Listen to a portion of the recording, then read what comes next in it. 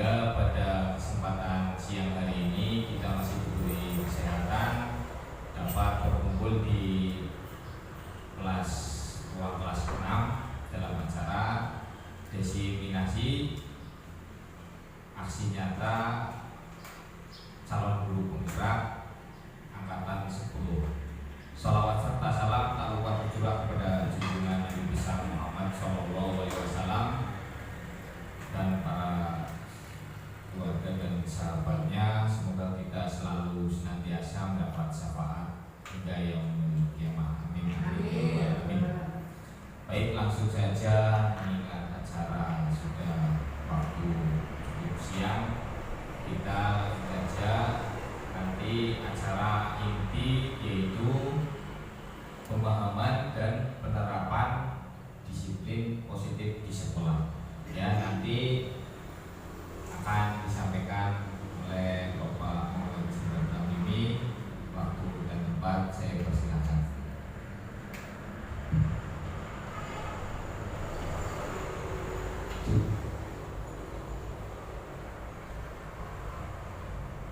Ya, terima kasih atas waktunya. Saya buka dulu dengan sebuah pantun ya, Bapak Ibu. Pergi sekolah naik ini leman. Dari rumah berangkat subuh.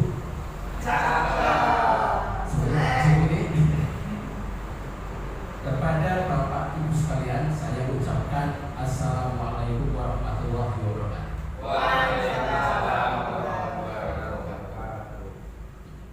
Kepada yang terhormat Bapak Kepala Sekolah, kepada yang terhormat pula guru-guru semuanya, teman-teman guru semuanya, saya ucapkan terima kasih atas kehadirannya di tengah kesibukan. Alhamdulillah menyempatkan waktu untuk hadir di kelas ini untuk membantu kami di dalam melengkapi tugas kami di modul 1.4, yaitu di aksi nyata dengan tema mengenai budaya positif. Sebelumnya kami akan memperkenalkan kami, walaupun sudah kenal, tapi tetap saya perkenalkan. Nama saya Muhammad Idantami, DGP Angkatan 10 dari Kabupaten Brebes. Di sebelah saya ada Pak Apis Santoso, DGP Angkatan 10 juga Kabupaten Brebes. Di sini tujuan kami mengundang Bapak Ibu semua itu akan mengadakan destinasi atau sosialisasi modul 1.4 yang itu tugas wajib kami. Langsung aja di depan Bapak Ibu semuanya itu sudah ada layar. Itu ada, saya berdiri ya Bu ya. Itu ada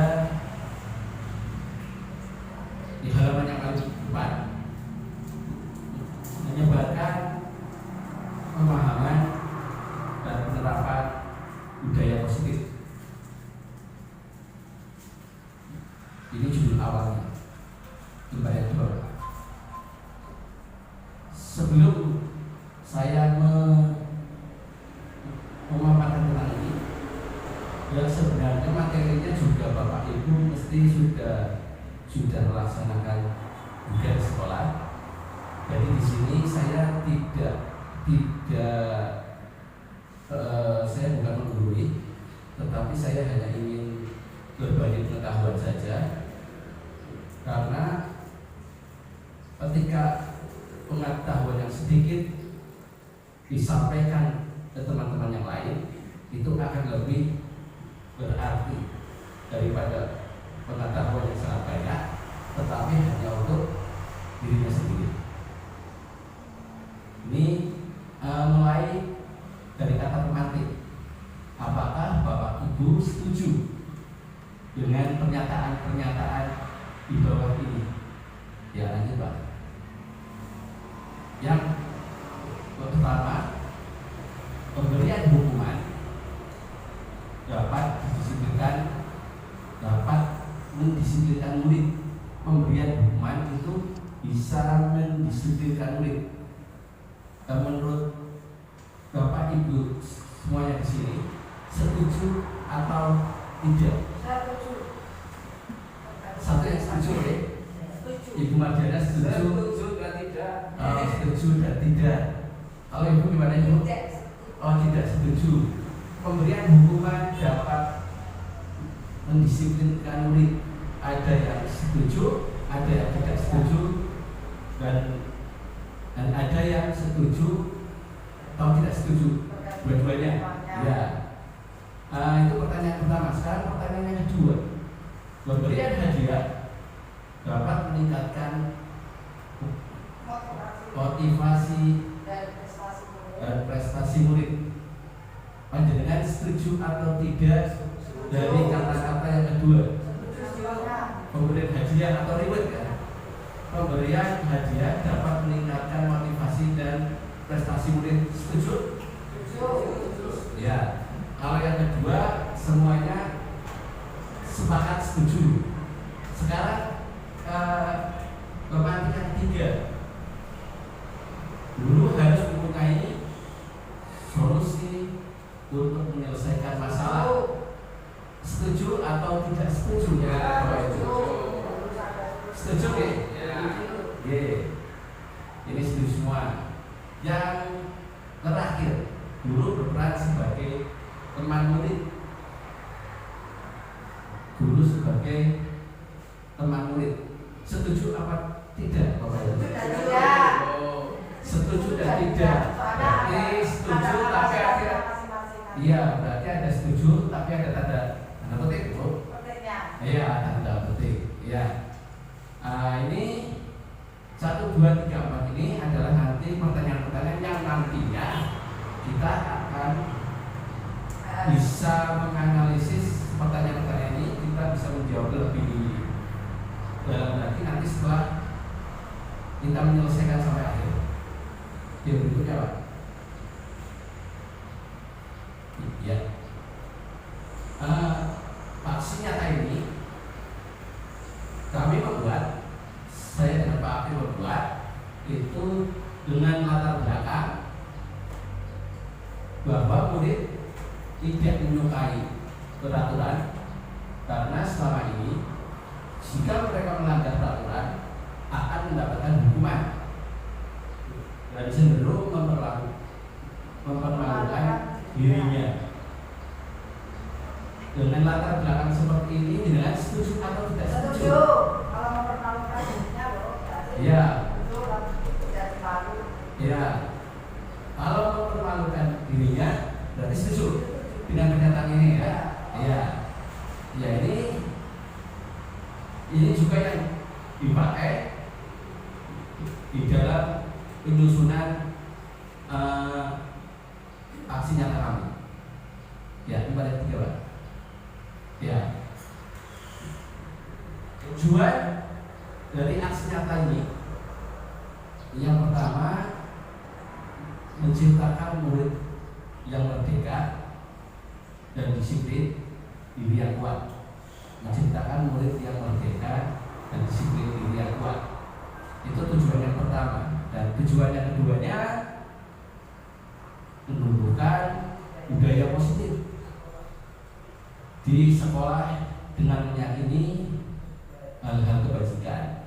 Kalau menciptakan murid yang merdeka, mungkin sudah mungkin Bapak Ibu sudah sering lah ya, sudah sering mendengarnya di menerapkannya.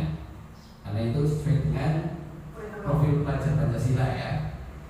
Dan yang kedua, menumbuhkan budaya positif.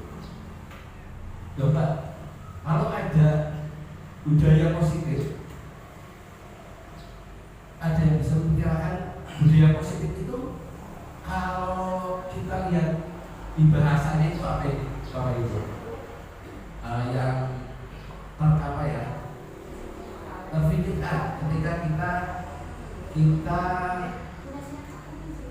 kita mendengar kata budaya positif, sesuatu yang baik ya.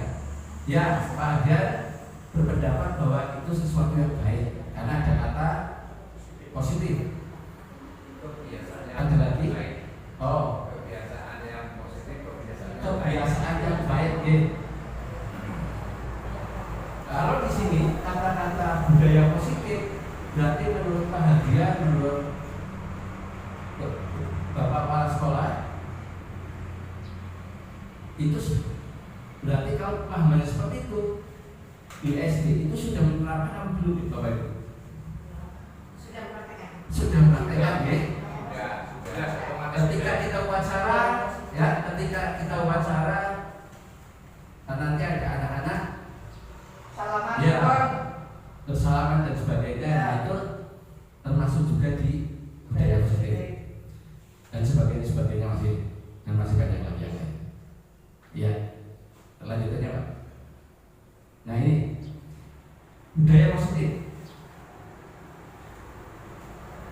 Nah ini arti yang sebenarnya budaya positif itu merupakan perwujudan dari nilai-nilai atau keyakinan universal yang diterapkan di sekolah. Budaya positif dapat mendorong murid untuk mampu berpikir, bertindak, dan diciptakan sebagai proses memerdekakan dirinya sehingga murid mampu mandiri dan bertanggung jawab. Itu budaya positif. Tadi pendapat Pak Ardian juga masuk, pendapat dari Pak Paswa juga masuk di situ. Itu tentang budaya positif. Kemudian konsep apa saja yang ada di budaya positif itu semuanya ada 8 Bapak Ibu. Nanti yang pertama adalah perubahan paradigma belajar sisi positif, nilai-nilai bersikap, kebutuhan dasar manusia, motivasi, perilaku manusia dan sebagainya, itu ada 8. Ya, lanjutnya.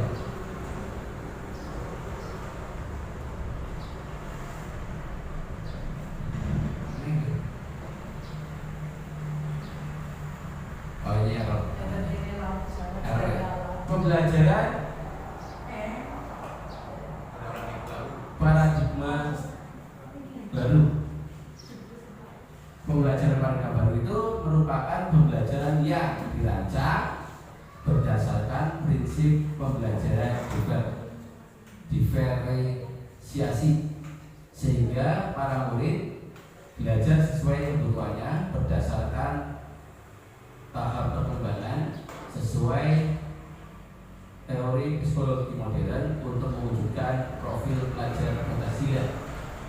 Itu dari pembelajaran yang baru, ya, berarti pelajaran baru berarti ya kurikulum yang sekarang. Jadi ada semacam pergeseran dari metode pembelajaran yang lama ke sekarang dengan metode pembelajaran yang baru dan sesuai dengan profil pelajar Pancasila. Ya, berikutnya Pak. Nah ini, saya di sini menyampaikan tentang ilusi miskonsepsi. Ini pembelajaran yang model lama, di mana si murid itu berarti menjadi pasif dan yang aktif itu berarti si guru, pak gurunya. Ini ada di sini divisi guru, pengontrol murid, berarti semuanya terkontrol semua sama guru. Berarti siswa tidak boleh seperti ini, tidak boleh seperti ini dan sebagainya. Itu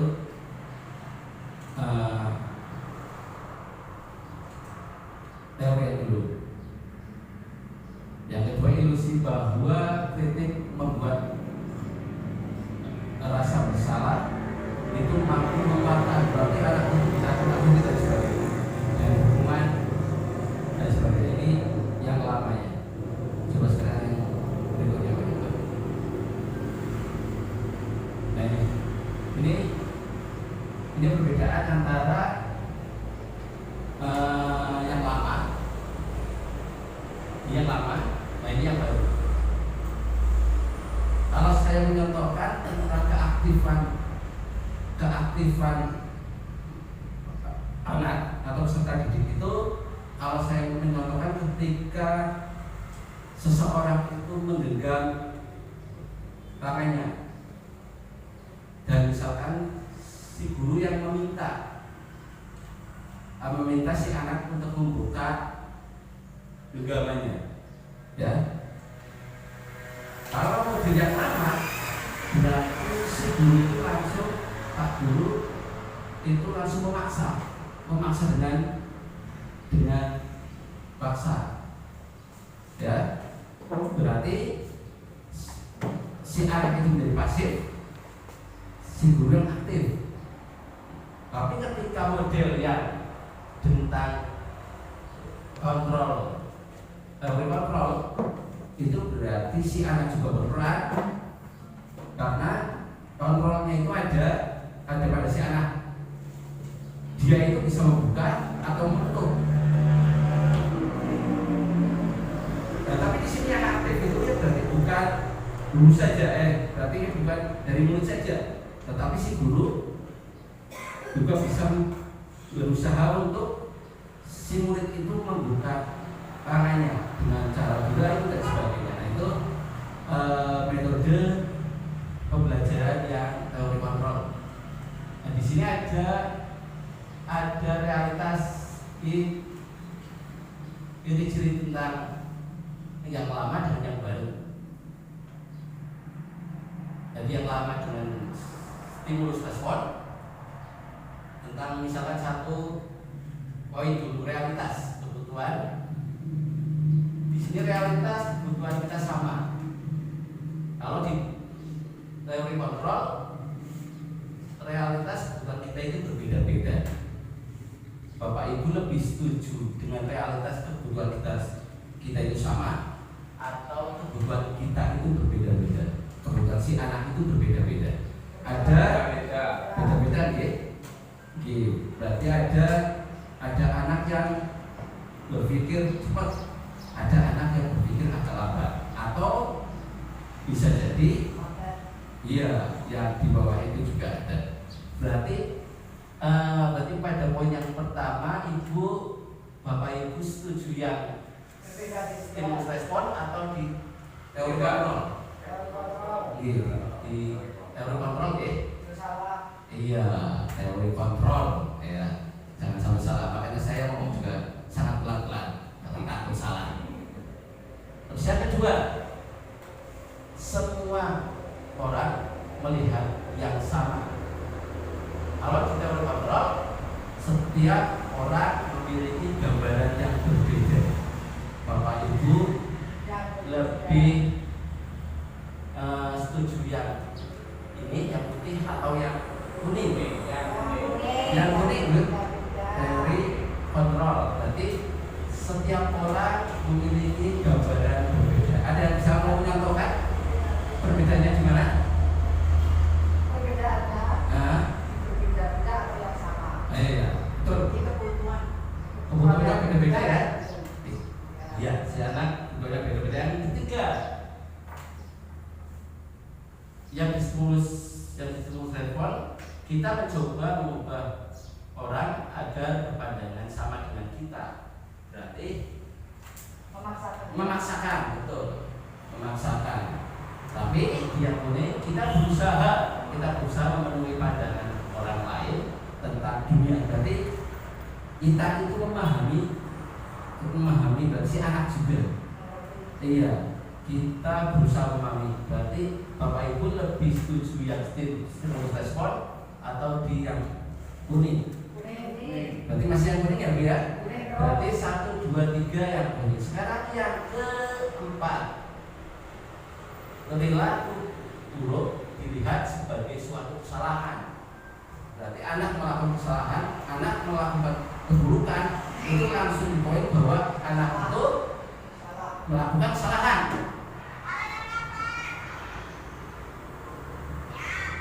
Sedangkan yang sebelah kuning, semua perilaku memiliki tujuan. Artinya di sini ketika anak melakukan kesalahan, kita tidak langsung menjudge bahwa anak itu, iya, anak itu salah. Tetapi kita telusuri dulu, menggali dan sebagainya. Bapak Ibu lebih setuju yang putih atau yang kuning? Kuning. Masih yang kuning ya, Bapak Ibu? Ya. Terus berikutnya, orang lain bisa mengontrol saya. Nah, tapi yang kuning, hanya Anda yang bisa mengontrol diri Anda. Anda, Bapak Ibu lebih setuju yang putih atau yang kuning? Orang lain bisa mengontrol saya, bisa nyuruh dan sebagainya. Masih kuning ya, Bu ya? Ya, berarti yang tadi saya menyampaikan di genggaman tangan. Berarti yang mengontrol itu kan yang mengepalkan. Saya bukan mau membuka atau menutup, itu berarti saya. Ya. Terus berikutnya, saya bisa mengontrol. Saya bisa mengontrol orang lain. Yang kuning, Anda tidak bisa mengontrol orang lain. Nah, tidak bisa. Berarti Bapak yang putih atau yang kuning? Yang kuning juga. Terus yang ini, kemaksaan ada pada saat rujukan gagal. Jadi ketika dibujuk disuruh dibuka nggak mau, langsung paksa. Ini ya, ini ya. Terus yang ini kolaborasi dan konsensus itu menciptakan pilihan-pilihan yang baru. Bapak Ibu lebih setuju yang putih atau yang kuning? Yang kuning di bawah Ibu ya. Kolaborasi. Jadi ketika tangan itu digenggam, mau dibuka itu dibujuk dan sebagainya. Nah, ini yang kuning juga. Terus yang terakhir, model berpikir. Berarti model berpikirnya menang atau kalah, sukses apa tidak. Tapi di sini ini model berpikir menang. Bapak Ibu lebih setuju model berpikir menang kalah atau menang. Berarti ini lebih memacu bahwa saya bisa, saya mampu. Bapak Ibu lebih setuju yang putih atau yang kuning? Kuning. Yang kuning ya. Berarti menunjukkan bahwa semuanya di sini kita sebagai pendidik ini sangat setuju dengan teori kontrol, ya. Terbukti tadi kita menyontohkan kedua pilihan ini semuanya memilih yang kuning semuanya. Ini di teori kontrol. Ya, ini mau dilanjutkan Pak Abdul. Padanya, silakan. Terima kasih atas waktunya. Terima kasih Bapak Ibu, bahwasanya kami di sini karena sedang melaksanakan kegiatan sehingga kami berkolaborasi.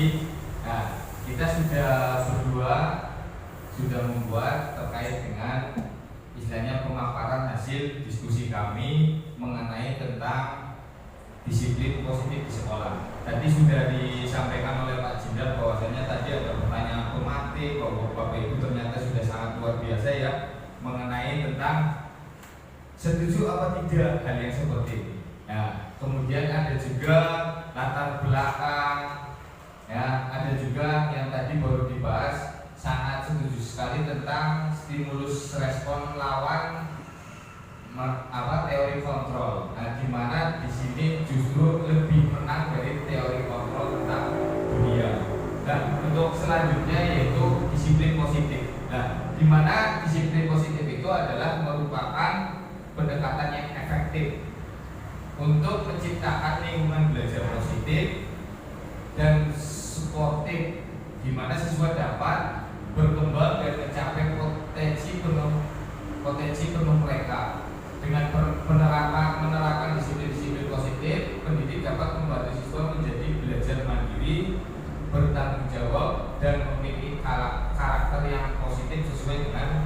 profil belajar Pancasila, di mana di sini anak-anak itu merasa bebas ya, bebas beristilahnya merdeka ya, bebas merdeka, sehingga anak itu mempunyai rasa mandiri dan bertanggung jawab. Nah, di mana ada beberapa ya, yang pertama yaitu membangun hubungan positif. Nah, di mana menjalin hubungan yang saling menghormati dan percaya antara pendidik dan siswa. Nah, di mana kita berarti selalu dengan siswa ya, kita supaya tidak ada dusta di antara kita ya, menjalin hubungan yang istilahnya saling harmonis, percaya ya, menghormati, dan istilahnya merupakan landasan utama dari disiplin positif. Kemudian yang kedua, memfokuskan pada pencegahan. Nah, di mana pencegahan atau mencegah pelanggaran dengan menciptakan lingkungan belajar yang positif. Ya, kita sering terjadi ya untuk apa istilahnya yang pembulian banyak sekali, di mana kita contohkan ya. Nah, ini untuk memfokuskan pada pencegahan. Kemudian yang ketiga ada mengajarkan tentang tanggung jawab, di mana kita harus memberikan kesempatan bagi siswa yang bertanggung jawab atas tindakan mereka sendiri dan belajar dari konsekuensi alami. Kemudian yang keempat ada memberikan penguatan positif, di mana kita harus menghargai dan mengakui perilaku positif dari siswa. Ya, jangan langsung istilahnya menyalahkan siswa secara benar-benar, itu adalah kesalahan dari siswa tersebut. Nah, kemudian setelah itu mendorong mereka terus berkembang. Nah, dari kesalahan itu siswa itu bisa berkembang, bisa berpikir kembali, oh ya ternyata yang saya lakukan itu salah, sehingga kita menciptakan siswa menjadi pembelajar mandiri, bertanggung jawab, dan memiliki karakter yang positif. Nah, di mana di sini selain disiplin positif yaitu ada nilai-nilai kebajikan. Nah, di mana nilai yang disepakati bersama lepas dari suku, bangsa, agama, dan maupun latar belakang. Nah, di sini ada profil pelajar Pancasila ya, ada nyanyiannya juga ya Bapak Ibu. Saya yakin sudah mengetahui terkait dengan profil pelajar Pancasila, di mana ada beriman dan bertakwa kepada Tuhan Yang Maha Esa, berakhlak mulia, kemudian mandiri, bernalar kritis, berkebinekaan global, gotong royong, dan kreatif. Kemudian ada Indonesia dan sebagainya ya, cinta Tuhan dan segenap ciptaannya. Nah, kita lanjutkan terkait dengan kebutuhan dasar manusia, di mana kebutuhan dasar manusia adalah segala sesuatu yang kita lakukan untuk dapat mendapatkan apa yang kita inginkan. Seluruh tindakan yang kita lakukan memiliki tujuan tertentu, dan semua usaha terbaik yang kita lakukan adalah dalam rangka agar kebutuhan dasar kita terpenuhi dengan baik. Itu terkait dengan pengertian kebutuhan dasar manusia. Nah, di sini ada 5 kebutuhan dasar manusia. Di antaranya yang pertama adalah bertahan hidup. Nah, kita sebagai manusia tetap harus bertahan hidup ya, untuk mencukupi sebuah kebutuhan ya. Di antaranya yaitu kita kebutuhan dasar ya, ada makanan, kemudian pakaian, tempat tinggal khususnya ya, kita penting juga buat kita keamanan dan kesehatan. Kemudian yang kedua, kebutuhan dasar manusia yang kedua ya, mendapatkan kasih sayang dan rasa diterima. Nah, kita bisa berpikir bagaimana ya kita dari dini, mulai dari kecil ya, sebelum kita bisa berdiri sendiri, kita kan mesti dapat kasih sayang dari orang tua, rasa diterima, dipedulikan, berbagai kerjasama. Dan seperti halnya murid-murid kita yang ada di sekolah, itu pun istilahnya harus memiliki rasa ya, kita bagaimana murid itu merasa diterima. Itu kebutuhan dasar dari manusia. Primary atau penguasaan harga diri, keinginan untuk dianggap memimpin, berprestasi, diakui, dan didengarkan. Nah, istilahnya siswa pun murid kita pun pengen yang namanya pendapatnya itu didengar, sehingga jangan semata-mata istilahnya kita harus tetap memberi penguasaan atau penguatan kepada siswa-siswi kita. Kemudian ada kebesaran ya, kebebasan. Nah, di mana di sini kebebasan diantaranya adalah mandiri, memiliki pilihan, mencoba hal baru, dan mampu mengedepankan arah dirinya. Dan yang terakhir ada kesenangan. Nah, tentunya ya murid-murid kita juga pengen ya, kita alhamdulillah mempunyai halaman sekolah yang sangat luas sehingga kita murid-murid kita itu bebas untuk bermain, bersenang-senang di halaman, walaupun tetap di kita sekolah lebih strategis ya, di pinggir jalan kita halaman yang sangat luar biasa, bisa untuk bermain dan sebagainya. Kita lanjut, ada juga untuk motivasi perilaku manusia, di mana motivasi perilaku manusia ini untuk menghindari yaitu ketidaknyaman atau hukuman. Yang kedua, untuk mendapatkan imbalan atau penghargaan dari orang lain. Dan yang ketiga, untuk menjadi orang yang mereka inginkan dan menghargai diri sendiri dengan nilai-nilai yang mereka percaya. Nah, hukuman, di mana hukuman tersendiri tadi sudah dibahas ya, apakah hukuman setuju? Nah, hukuman ada beberapa hukuman ya. Tadi yang menjawab setuju atau tidak itu bisa ya. Ada hukuman yang tidak direncana atau murid tidak tahu apa yang akan terjadi dan bersifat hanya satu arah, berupa hukuman fisik atau psikis. Kemudian ada konsekuensi. Konsekuensi itu sifatnya adalah terencana ya. Berbeda dengan tadi hukuman, yang dimana hukuman adalah tidak terencana. Kalau konsekuensi justru cenderung terencana atau disepakati sesuai dengan peraturan. Murid tetap dibuat tidak nyaman ya, dan sikap guru selalu memonitor murid, hanya memonitor. Dan yang ketiga adalah restitusi. Dan dimana dari hukuman, konsekuensi dan restitusi, nah, kita akan memperoleh murid ya, yang istilahnya dimana akan justru lebih baik. Dimana restitusi ini adalah proses menciptakan kondisi bagi murid untuk memperbaiki kesalahan. Dan diantara yang tadi hukuman kan tidak terencana, bisa secara langsung.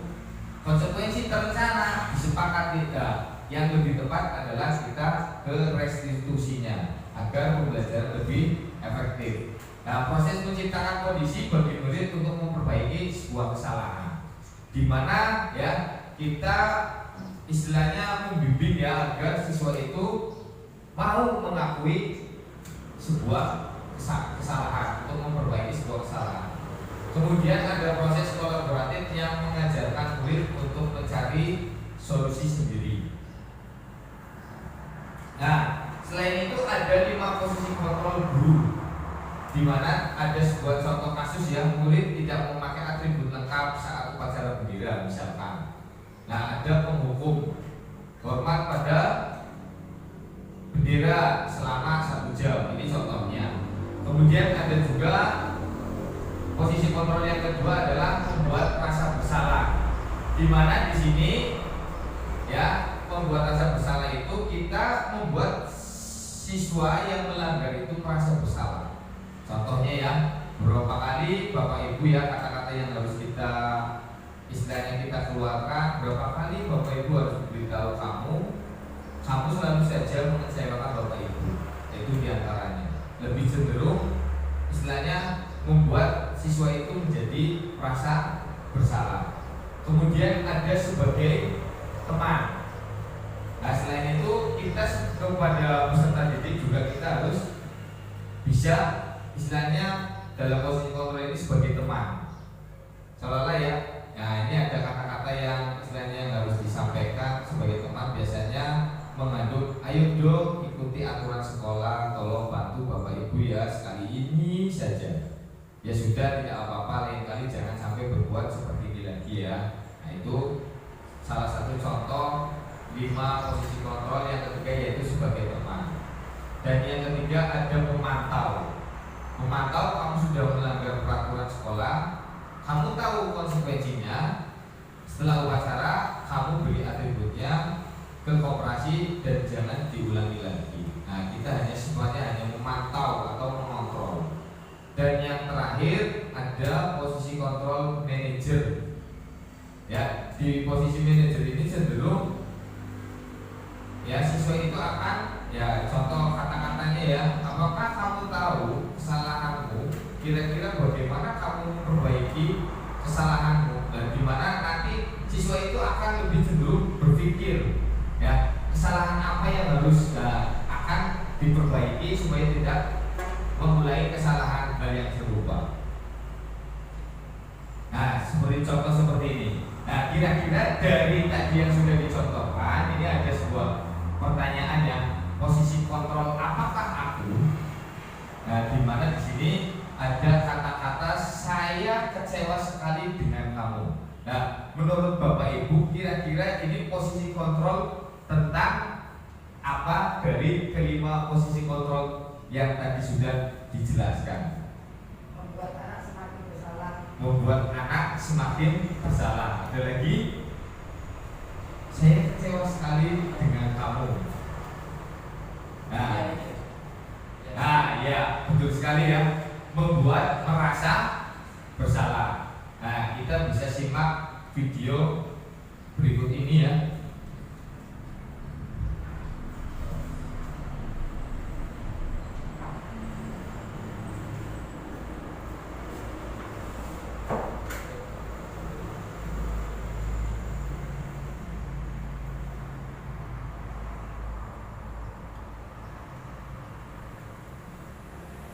Ya Bapak Ibu semuanya, di depan ada contoh video dari kelima posisi kontrol yang tadi sudah dipaparkan oleh Pak Apri. Di situ tadi ada berhukum, ada membuat rasa bersalah, teman, pemantau, dan terus yang terakhir adalah manajer. Di depan itu ada contoh video-video. Nanti kita simak bersama.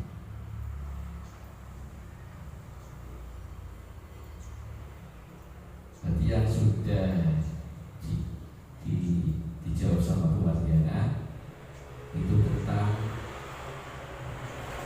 posisi kontrol yang pertama itu merasa bersalah.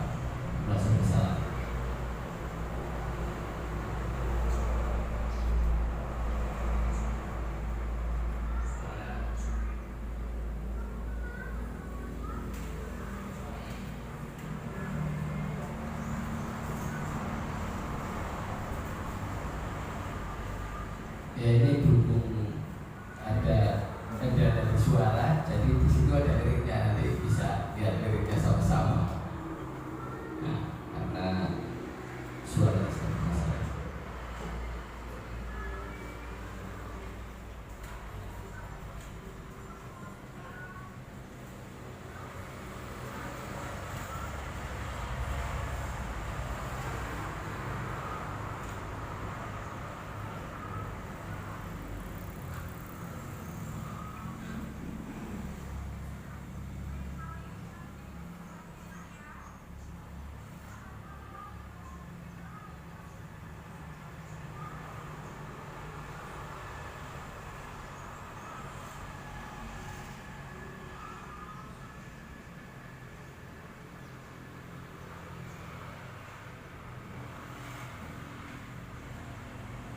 Ya, nah itu video tadi yang pertama itu posisi kontrol membuat rasa bersalah. Ya, nanti saya di sini memaparkan semuanya dari menghukum, membuat rasa bersalah, teman, pemantau, dan manajer. Nanti menurut Bapak Ibu sekalian yang kira-kira kita sering melakukan itu yang mana, dan mungkin kita ke depan akan menerapkan yang mana. Itu intinya di situ. Itu yang pertama, ada menghukum.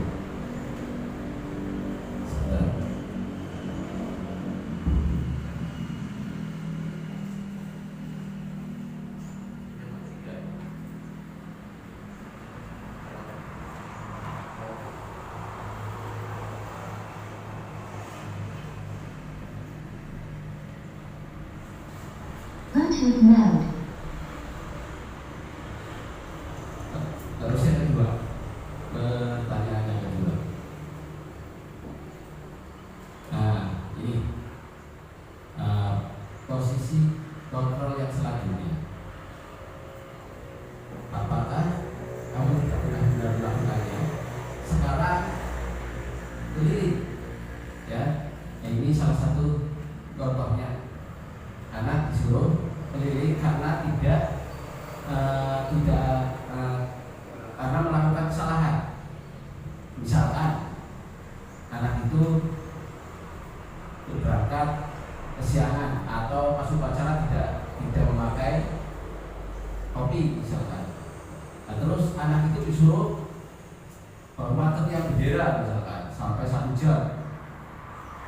Nah, menurut Bapak Ibu semuanya, ini kasus seperti ini itu termasuk di teori kontrol yang mana dari 5 itu? Kita buka lagi dari kontrol.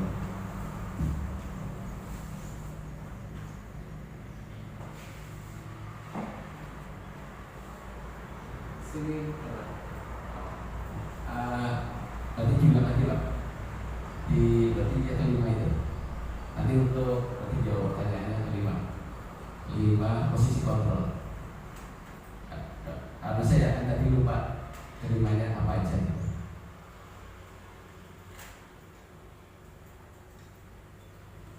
Jadi dari 5. Udah Pak. Harus saya. Dari 5, yang satu ada penghukum, ada membuat rasa bersalah, yang ketiga ada teman, yang keempat ada memantau, yang kelima ada manajer. Nah ini kasus yang tadi, anak ketika masuk kelas terlambat atau tidak memakai topi ketika upacara disuruh hormat 1 jam. Menurut Bapak Ibu itu kasus itu masuknya ke penghukum, apa membuat rasa bersalah, apa teman, atau pemantau, apa manajer Bapak Ibu? Oh ya, penghukum ya. Nah, kita lihat.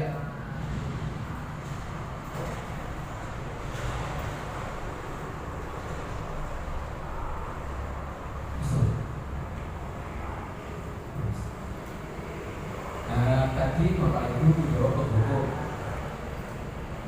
Ini walaupun tidak ada slide-nya, tapi saya setuju juga dengan Bapak Ibu bahwa itu adalah penghukum. Jadi mengurusi anak ketika melakukan kesalahan, tetapi tidak ada kaitannya dengan hukuman yang ada, itu namanya penghukum. Sekarang ada contoh dari videonya dari penghukum tersebut. Ini satu contoh aja buat gambaran kita.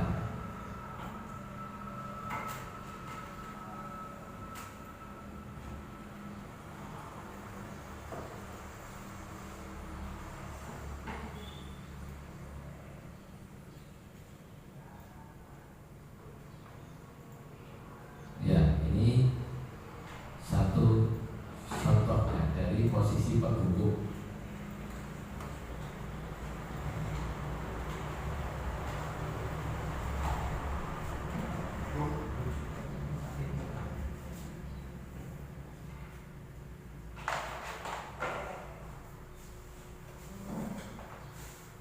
Tadi Bapak Ibu menjawab benar sekali bahwa posisi memberikan efek jerah ke anak itu penghukum dalam posisi seperti ini.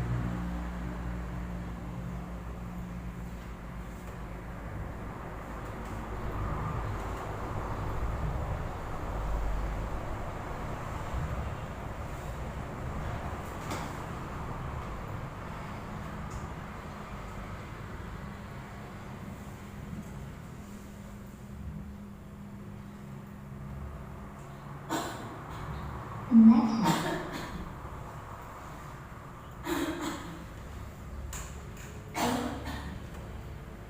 ini posisi pembentuk Bapak Ibu.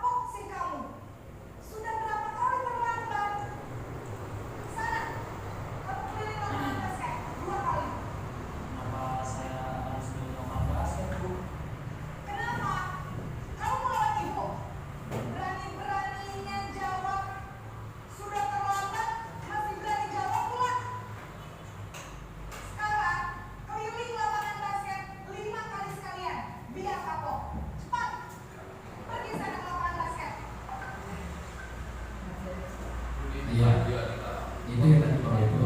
Tadi adalah dari penghukum.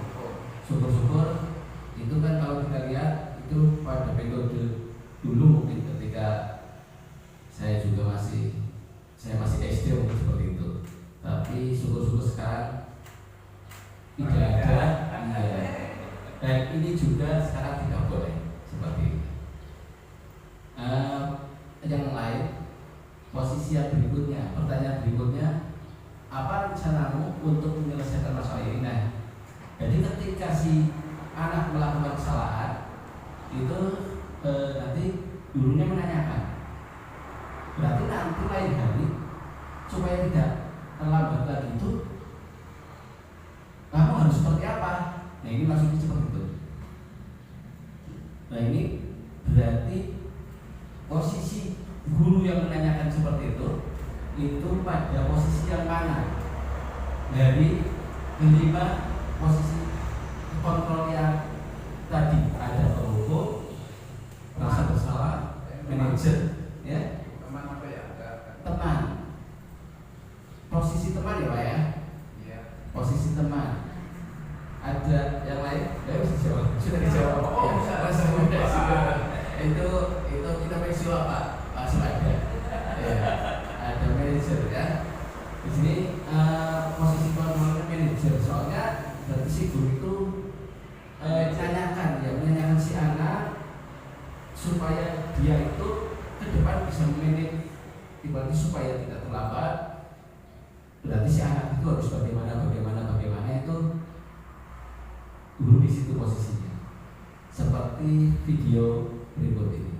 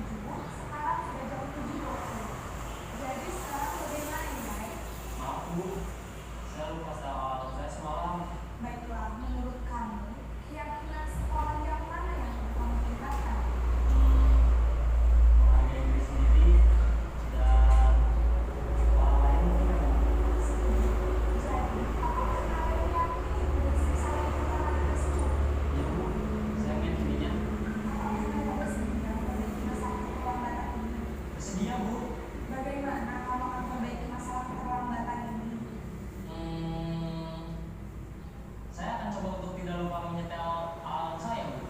Baik, kalau orang tua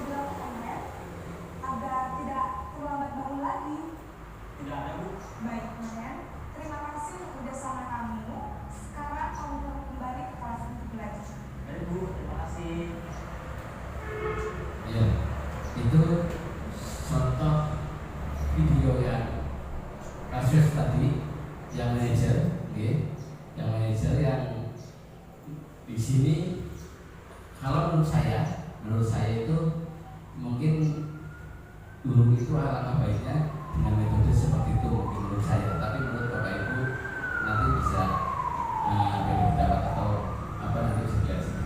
Ini kasus yang ketiga. Sekarang kasus lainnya. Ini di sini ada kasus guru langsung berkata, ayolah nak, kamu lakukan seperti itu demi Bapak Ibu. Misalkan ada anak terlambat itu terus ditanyakan seperti itu, besok jangan terlambat lagi ya, ayolah nak, jangan sampai terlambat lagi demi Pak Guru supaya tidak dimarahi kepala sekolah misalkan. Nah, menurut Bapak Ibu semuanya, kasus seperti ini dalam 5 teori kontrol itu masuknya kemana? Dari teman ya, dari teman. Ada yang lain? Teman ya? Lali, berarti saya anggap teman juga. Teman ya, betul. Soalnya kalau jawabannya paling sendiri nanti semuanya ada status yang lain. Di situ ada contohnya. Bisa. Ada contohnya. Ini dari posisi guru sebagai teman. Posisi guru sebagai posisi teman.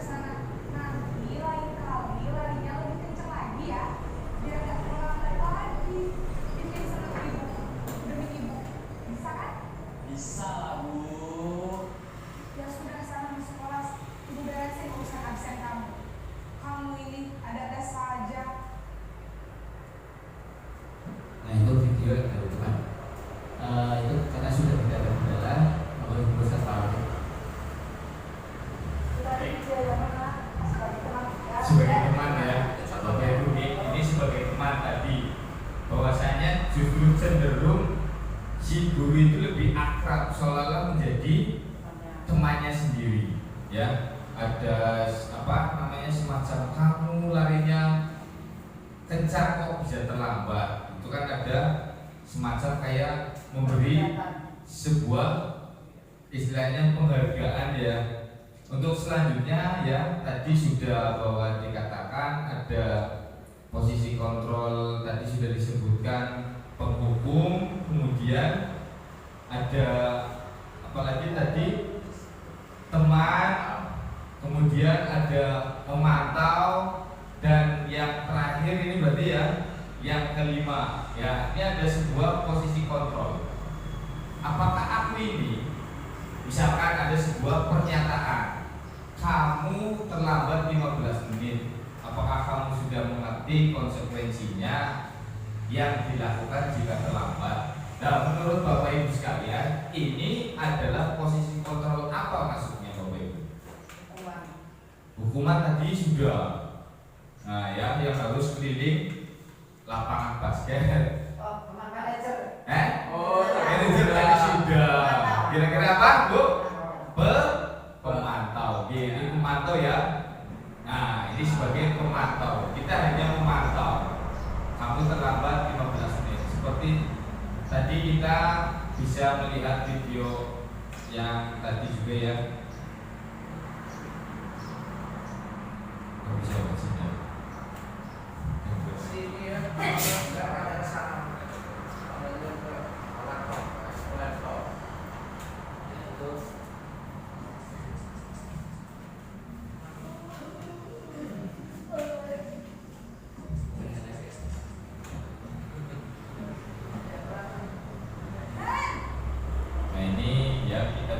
simak ini video sebagai pemantau. Nah, Ren, apa peraturan sekolah kita tentang jam berapa kita harus masuk sekolah, Nak? Kita harus di sekolah jam 7, Bu. Iya, betul. Sekarang sudah jam 7.20. Kalian sudah tahu konsekuensinya jika melanggarkannya? Paham, Bu. Saya harus tinggal kelas pas jam istirahat selama 20 menit. Iya, benar. Konsekuensinya demikian. Jadi nanti jam 9.30 pas istirahat, kamu harus tinggal di kelas, kerjakan tugas tambahan untuk ketertinggalan kamu, ya? Baik, Bu. Itu ya, ini mengenai dengan posisi kontrol yang bahwa tadi untuk sebagai pemantau. Dan dari kelima posisi kontrol ini ya, yang nanti ada sebagai teman, ada sebagai istilahnya tadi ada manajer, kemudian ada juga penghukum ya, ada merasa bersalah. Nah, dari kelima posisi kontrol ini ya, dimana kita diharapkan kita justru cenderung lebih sebagai kira-kira menurut Bapak Ibu apa kira-kira yang paling tepat kita tanamkan atau kita terapkan di sekolah dari kelima posisi kontrol tersebut yang sudah ada mencakup semuanya kira-kira. Kalau menurut saya semuanya Bisa digunakan Pak. Iya, terima kasih. Semuanya bisa digunakan ya, baik entah itu penghukum ya, membuat rasa bersalah, kemudian teman dan pemantau, kemudian manajer. Nah, di mana menurut Bupur tapi lebih cenderung ke manajer Ibu. Nah, di mana di manajer itu sudah ada mencakup, ada hukumannya ya Bu ya, gitu. Menghukum ya ada hukumannya, ada membuat rasa bersalah. Kemudian kita di manajer pun ada seolah-olah kayak menjadi temannya pun ada di situ. Ya, ada pemantau juga. Nah, di mana yang menurut istilahnya kita lebih tepat dari 5 posisi kontrol ini yang sudah mencakup ada di dalamnya, yaitu posisi kontrol manajer. Ya, tadi walaupun menurut Bapak Paslon ini sudah sangat bagus ya, bisa diterapkan semuanya. Hukuman ya, hukuman juga ya bisa dilakukan. Cuma cenderung kalau hukuman nantinya akan siswa itu menjadi pendendam gitu. Kita kan bisa akan menimbulkan siswa itu menjadi pendendam, rasa bersalah. Nah, siswa mengakui kesalahannya agar tidak mengulanginya lagi. Tetapi bisa melakukan kesalahan tersebut lagi dan seterusnya. Nah, di mana itu posisi kontrol manajer yang lebih diterapkan di sekolah. Nah, kemudian setelah posisi kontrol ada juga penerapan keyakinan kelas. Di mana keyakinan kelas itu ya, mengapa keyakinan kelas bukan peraturan kelas? Nah, penggunaan keyakinan kelas sebagai landasan untuk menciptakan lingkungan belajar yang positif dan kondusif memiliki banyak manfaat dibandingkan dengan peraturan kelas. Keyakinan kelas menumbuhkan rasa memiliki, ya, tanggung jawab, pemikiran kritis, motivasi intrinsik, hubungan yang kuat dan fleksibilitas. Di mana ya keyakinan kelas ini justru cenderung nanti kita akan disepakati bersama, bukan harus aturan yang harus. Nah, kalau kita sepakati bersama, otomatis nanti kita akan dengan sendirinya kita akan sadar bahwa apa yang sudah kita sepakati harus kita laksanakan bersama. Nah, dengan menerapkan keyakinan kelas, guru penggerak dapat menciptakan lingkungan belajar yang ideal. Nah, di samping siswa akan merasa memiliki, menciptakan lingkungan belajar yang ideal bagi semua murid untuk berkembang dan mencapai potensi penuh mereka. Nah, di mana di sini ciri-ciri keyakinan kelas. Nah, ada beberapa ciri-ciri keyakinan kelas yang memahami ciri-ciri keyakinan kelas yang benar sangatlah penting untuk membangun budaya belajar yang positif dan kondusif di sekolah. Nah, ciri-cirinya yang pertama ya disusun bersama murid. Nah, Bapak Ibu sekalian, di mana di sini ya untuk menyusun ya adanya keyakinan kelas, kita menyusunnya bersama-sama dengan murid. Ya, kita tawarkan kira-kira kita mau apa ya anak-anak supaya kita sepakati bersama. Nah, keyakinan di mana disusun bersama murid, keyakinan kelas tidak dipaksakan oleh guru. Ya, makanya dinamakan keyakinan kelas, bukan peraturan kelas. Ya, tidak dipaksakan oleh guru, melainkan dirumuskan bersama dengan seluruh murid melalui proses diskusi dan curhat pendapat atau curhat. Kemudian yang kedua, bersifat positif dan universal, di mana keyakinan kelas diungkapkan dalam kalimat yang positif dan mudah dipahami dan diingat oleh murid. Nah, contohnya mungkin tidak boleh makan di kelas, gitu ya. Ada lagi yang lain. Kemudian yang ketiga, jelas dan terukur. Keyakinan kelas haruslah jelas dan spesifik sehingga murid dapat memahami apa yang diharapkan dari mereka. Ciri-ciri yang keempat yaitu sesuai dengan konteks kelas, di mana keyakinan kelas haruslah relevan dengan profil murid dan kondisi kelas tersebut. Nah, ciri-ciri keyakinan kelas yang kelima yaitu terbatas dan mudah diingat. Ya, kalimatnya jangan terlalu panjang sehingga dapat diingat oleh murid. Kemudian yang keenam, ditinjau kembali secara berkala, di mana keyakinan kelas tidak bersifat statis dan perlu ditinjau kembali secara berkala. Nah, bila mana nanti setelah berjalan keyakinan kelas ada berubah, nah, kita tinjau lagi secara berkala. Kemudian yang ketujuh diimplementasikan secara konsisten. Keyakinan kelas tidak hanya indah di atas kertas, tapi harus diimplementasikan secara konsisten dan keseharian di kelas. Kemudian yang kedelapan, ciri-cirinya adalah mendukung profil belajar Pancasila. Pastikan nilai-nilai yang tertanam dalam keyakinan kelas seperti beriman, bertakwa, berkebinekaan global, gotong royong, mandiri, kreatif, dan bernalar kritis itu ada di dalam keyakinan kelas. Kemudian ada setelah keyakinan kelas ada juga segitiga restitusi. Nah, di mana segitiga restitusi ini ada beberapa tahapan ya, ada 3 tahapan. Segitiga restitusi ini adalah sebuah proses yang digunakan untuk membantu murid memperbaiki kesalahannya dan membangun kembali hubungan dengan komunitas sekolah setelah melakukan pelanggaran. Di mana rumusan dari segitiga restitusi, nah yang pertama yaitu menanyakan keyakinan, setelah terus menstabilkan identitas. Nah yang pertama adalah, mohon maaf, yang pertama menstabilkan identitas terlebih dahulu gitu. Kemudian yang kedua ada validasi kebutuhan, dan yang ketiga adalah menanyakan sebuah keyakinan.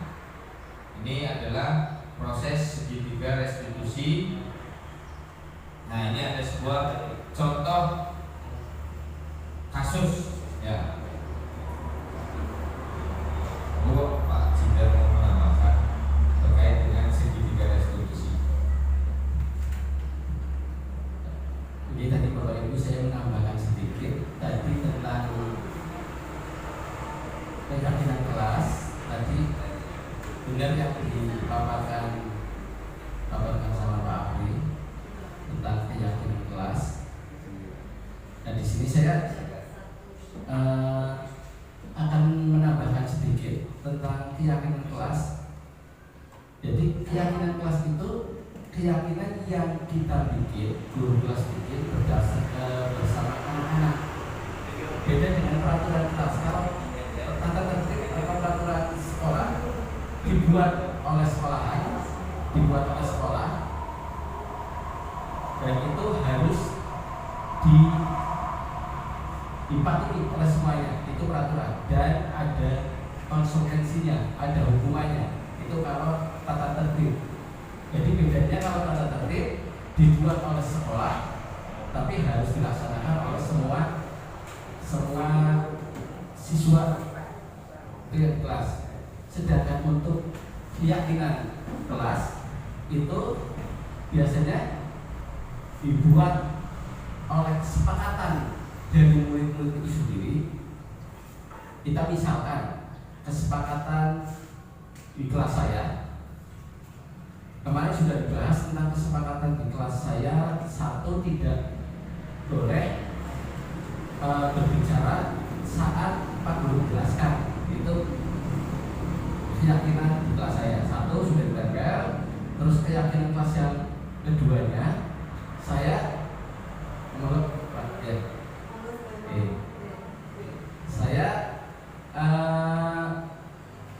bersama siswa-siswa saya itu menyepakati juga tentang tidak boleh makan di dalam kelas ketika pelajaran mulai. Saya juga buat seperti itu sampai beberapa kesepakatan yang kesepakatan itu bukan arahnya ke konsekuensi atau hukuman dan sebagainya, tapi di situ ada nilai-nilai keyakinan. Oh, saya makan kelas, berarti saya tidak boleh. Oh, ketika ada Pak Guru berangkat, berarti saya tidak boleh berbicara seperti itu. Saya harus menghormati orang yang tua dan sebagainya. Itu keyakinan kelas yang saya buat. Syukur-syukur nanti di kelas-kelas yang lain juga membuat hal yang sama. Yang berikutnya ada segitiga resolusi. Ini mau Pak Rek bilang. Tadi sudah dipaparkan tentang segitiga resolusi, ya, dari ada stabilan dan sebagainya sudah. Nah, ini salah satu contoh tugas saya. Makan pada saat buat pelajaran. kasus tentang makan di dalam kelas ketika pelajaran mulai. Mau disimak dulu.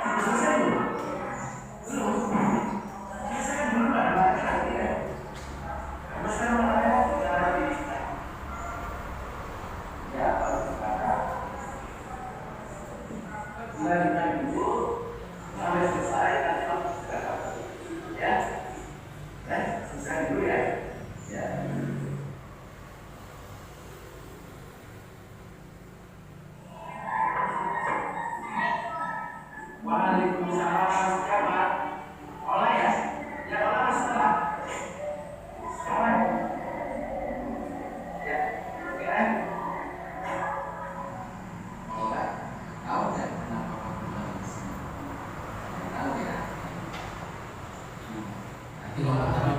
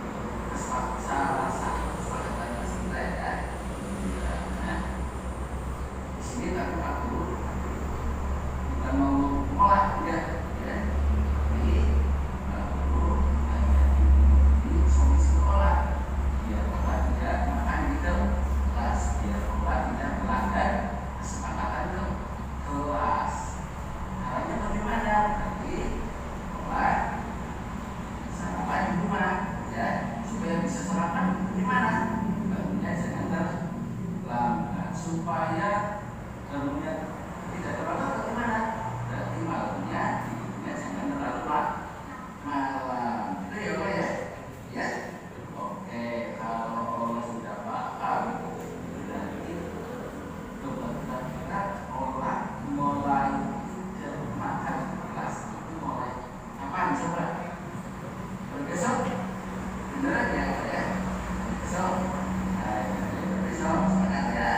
Semangat. Ya. Kita sekarang kalau masih ngaji dan istirahat sudah habis. Sekarang kalau masih kelas. Ya. Nah, masuk Pak. Iya. Tadi video pendek yang diperankan oleh saya sendiri dengan murid saya itu saya mencontohkan tentang segitiga restitusi. Di situ saya tidak langsung menyalahkan anak.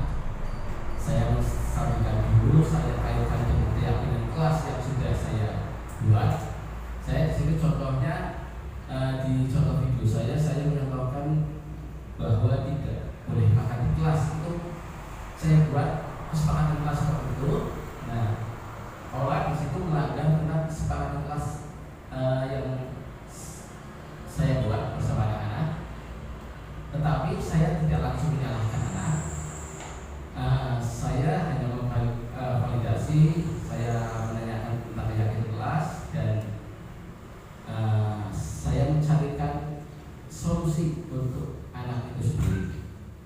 Jadi di sini saya gunakan posisi kontrol yang terakhir yang tadi itu ada di posisi manajer.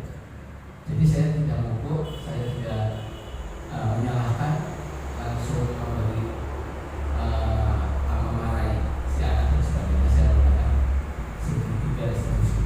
Ini kasus yang kedua, kasusnya dari kelasnya Pak. Ini Pak. Terima kasih. Nah, ini ada sebuah kasus yang kedua saya contohkan, ada di kelas 3 ya, di mana ada salah satu siswa bernama Afan, adalah salah satu siswa kelas 3 SD Negeri Tonyopat. Nah, di mana Afan tidak terima pekerjaannya selalu dicontek oleh temannya. Ia marah dan tidak dapat menahan emosinya sampai menimbulkan sebuah pertengkaran dan memaki-maki, sempat mendobrak meja juga. Berikut saya tampilkan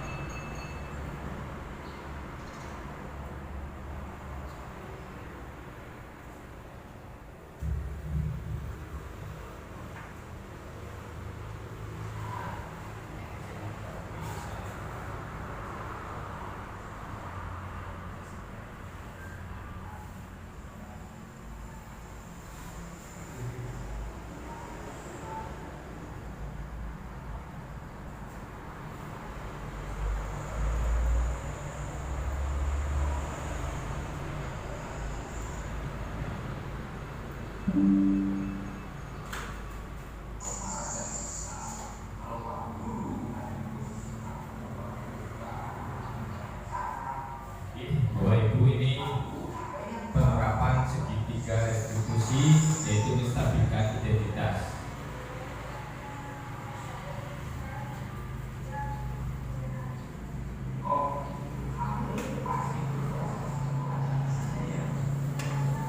Setelah menstabilkan, kita validasi sebuah kesalahan.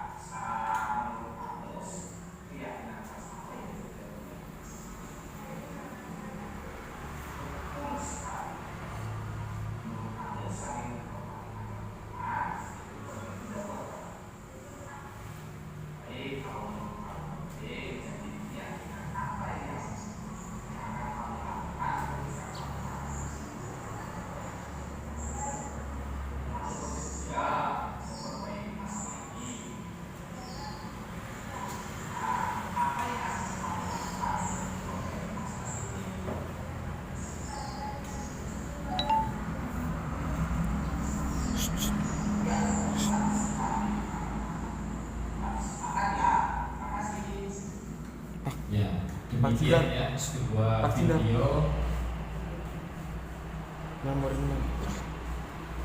video terkait dengan posisi kontrol yang saya juga menerapkan tentang posisi kontrol sebagai manajer, di mana ya ini proses istilahnya isi jalan institusinya sudah saya jalan aku nih primen nah, ini ada tanggapan kapan mudun maning dan alhamdulillah kita sudah di sesi penutup ya dalam penerapan program residu positif, di mana kita simpulkan bahwasanya hendaknya guru memiliki standar kepribadiannya profesional yang baik, di mana guru mampu merefleksikan dirinya dalam posisi kontrol saat ini. Bagaimana perjalanan dirinya sebagai among atau sebuah manajer yang menuntun murid-muridnya menjadi insan yang mandiri, merdeka, dan bertanggung jawab. Oke, terima kasih. Demikian pemaparan dari kami, aksi nyata budaya positif. Salam guru penggerak, bergerak, tergerakkan, bergerak, dan menggerakkan.